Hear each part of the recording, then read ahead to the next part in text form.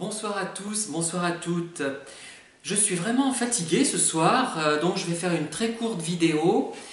J'ai sans doute croisé, du moins faut-il le penser, le croire, un vampire énergétique. C'est pas possible parce que je me sens un peu lessivé, vidé. Donc j'avais l'intention de travailler sur des thématiques liées au pervers narcissique et de les développer ensuite sur vidéo et de vous les présenter plus tard, dans quelques temps peut-être, afin de les étalonner, de les échelonner dans le temps. Vous voyez, je bafouille même, je ne sais même plus parler. Mais finalement, je n'ai pas fait grand-chose.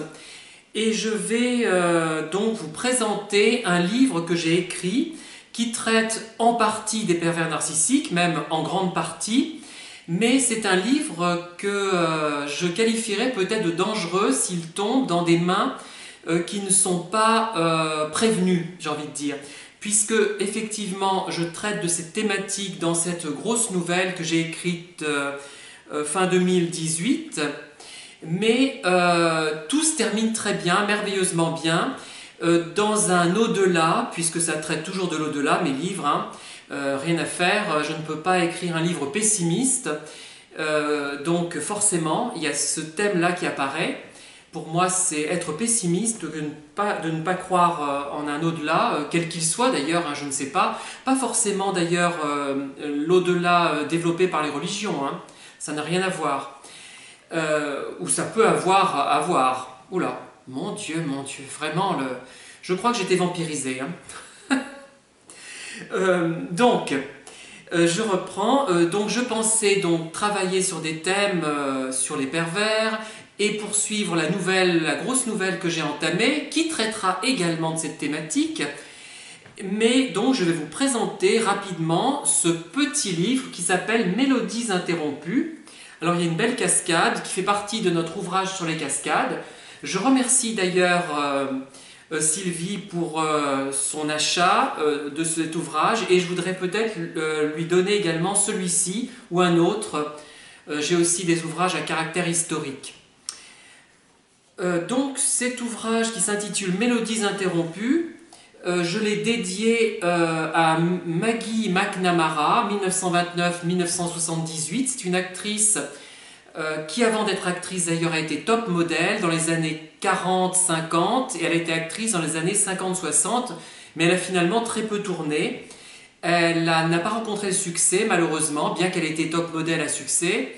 Et c'est une actrice qui m'a ému dans un film de la série La Quatrième Dimension, film qui s'intitule Retour en force.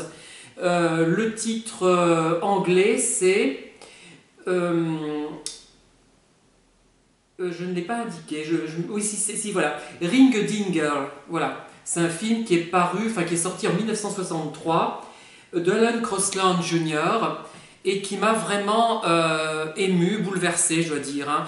Autant pour l'interprétation de Maggie McNamara, qui avait le visage un peu marqué, je sais pas, on a l'impression que c'était une ancienne petite fille qui avait vieilli un petit peu, mais qui restait très jolie d'ailleurs, hein, et très émouvante interprétation. Dans ce film, donc c'est du fantastique, c'est un chef-d'œuvre, je trouve, de poésie et d'altruisme. C'est presque lacrymogène, on va dire, c'est bouleversant. Et j'ai cité également une phrase qui est dans la bouche de Sœur Constance, d'un opéra de Francis Poulenc inspiré de Georges Bernanos, Dialogue des Carmélites. Voilà la phrase en question. On ne meurt pas chacun pour soi, mais les uns pour les autres, ou même les uns à la place des autres. Voilà, c'est un peu la thématique de cette œuvre qui commence de façon très concrète. C'est vraiment dans le réel au départ. Et on s'attend à une œuvre réaliste, c'est mal me connaître. Enfin, mes œuvres peuvent être réalistes, mais elles ont toujours un côté projection dans un au-delà. Je ne peux pas écrire autrement, sinon je n'arrive pas à écrire, ça ne vient pas. Voilà. Le pire, c'est que je pourrais avoir peut-être un certain succès si j'écrivais des livres conventionnels et conformistes. Et je pense que oui. Mais je ne suis pas capable d'écrire ça. Enfin, je ne suis pas capable, si, mais émotionnellement parlant, je n'y arriverai pas. Donc, c'est pas possible. J'arrête en cours de route, je ne peux pas écrire quelque chose qui ne me plaît pas. Et même si je sais que j'aurai 3 lecteurs, ou 10, 10 lecteurs d'ailleurs qui n'auront rien compris, qui n'auront pas aimé ce que j'ai fait, eh bien je l'écris quand même. Tant pis, je ne peux pas faire autrement, c'est impossible, c'est ça qui est terrible. J'aurai les compétences techniques, mais pas les compétences morales, les compétences de sensibilité, je ne sais pas comment les appeler. Et donc cet ouvrage est inspiré d'un manipulateur que j'ai connu, qu'il m'arrive encore de croiser, et pour lequel je m'inquiétais. J'avais l'impression que la rupture, enfin c'est peut-être présomptueux de ma part ou prétentieux, que la rupture l'avait un peu chamboulé, surtout que je ne l'avais pas épargné, même si bon, il ne s'est pas forcément reconnu, mais voilà. Donc j'ai pris quelques exemples inspirés de ma relation, si on peut dire, avec lui, et il m'inspirait d'ailleurs les prochains, il m'inspirait d'autres livres, hein, voilà. Et voilà à quoi j'aboutis, Mélodies interrompues. Et on peut dire que donc il commence de manière très réaliste et se termine d'une manière à la fois tragique et un peu comique, avec des passages très oniriques, très sentimentaux, et cet au-delà merveilleux, que je vois merveilleux moi, dans lequel je projette mes personnages et qui échappe à la plupart des gens. Sauf à une lectrice que j'ai rencontrée par le biais des vidéos, qui a eu la gentillesse d'acquérir 2 de mes ouvrages et qui a été sensible à la poésie de l'un des 2 au moins.